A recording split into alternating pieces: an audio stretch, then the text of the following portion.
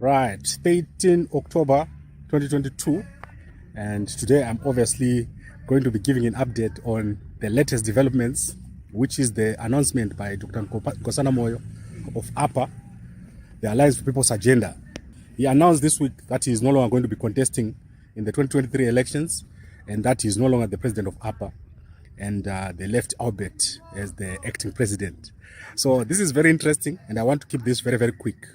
Dr. Nkosana Moyo came in very, very promising in 2018. I was one of the first people to interview him, and before the announcement, I met with his team in Woodmead, where they were discussing the actual launch. So they were very promising and very exciting. Many people really wanted to know what was going to happen with Dr. Nkosana Moyo, specifically the people of Matebeleland. They were very excited to have a candidate that was also coming from the region, so they believed. However, it was unfortunate that it became clear that Dr. Nkosana Moyo was not a favorite nationally. His strategies were weak and ineffective, and eventually he lost the elections. So the key question is, why did he lose? And I want to do this in a minute or two. The biggest problem with Nkosana Moyo was what I can call the Chamisa factor. The Chamisa factor is very, very powerful.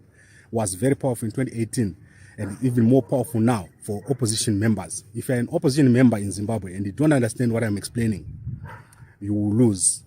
So the Chamisa factor is almost like a cult.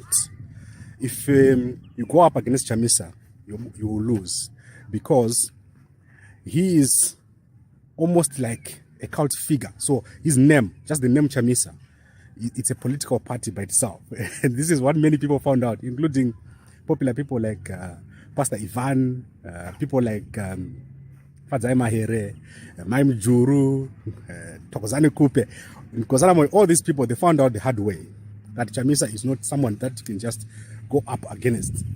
So what they needed to have done at that time was, obviously, Nkosana Moyo came in promising to work with everyone.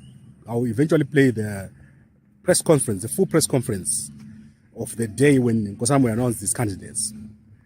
He came in promising to work with everybody, but eventually he didn't do it. The reason why he didn't do it is because of Trevor Ncube. Trevor Ncube hates Nelson Chamisa. He doesn't like him at all. He doesn't think he's a leader. So that was something that caused Nkosana Moyo to drift away from Chamisa.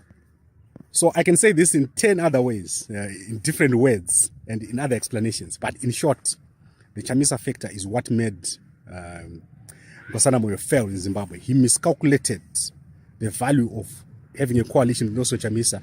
He should have come in immediately and announced that he was going to go into a coalition with Chamisa, because Chamisa was very interested in working with Dr. Nkosana Moyo. Unfortunately, that didn't happen.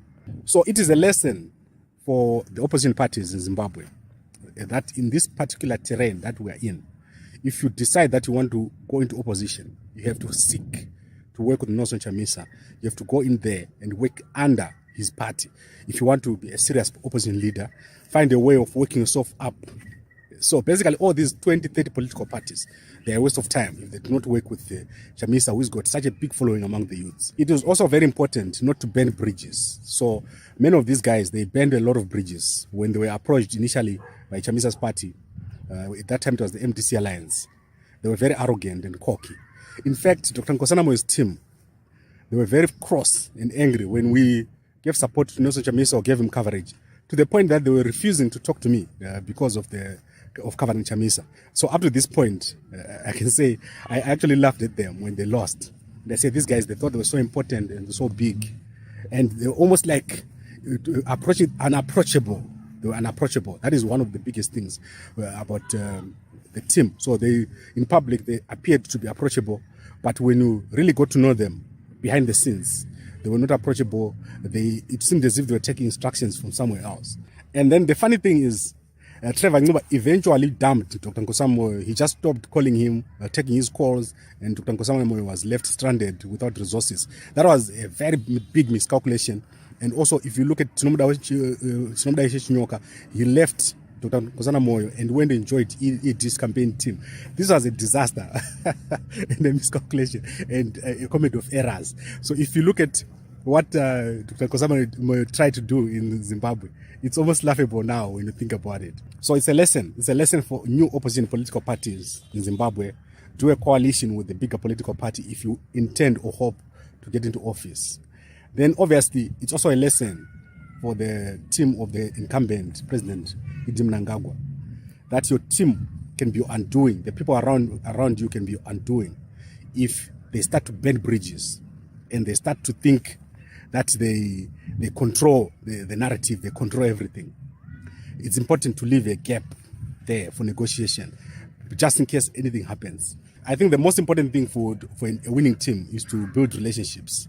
And this is one thing that most opposition leaders, in fact, most political leaders in Zimbabwe don't know how to do, to build relationships across the political divide, to have some people who are friendly on the other side, not to try to destroy or annihilate everyone on the other side. That is the current approach in Zimbabwe, that if someone doesn't agree with you, you must annihilate them, you must take them out.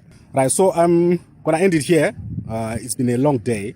I'm in the sun a lot, and my skin is changing because of staying so much in the sun. Kariba is bloody hot.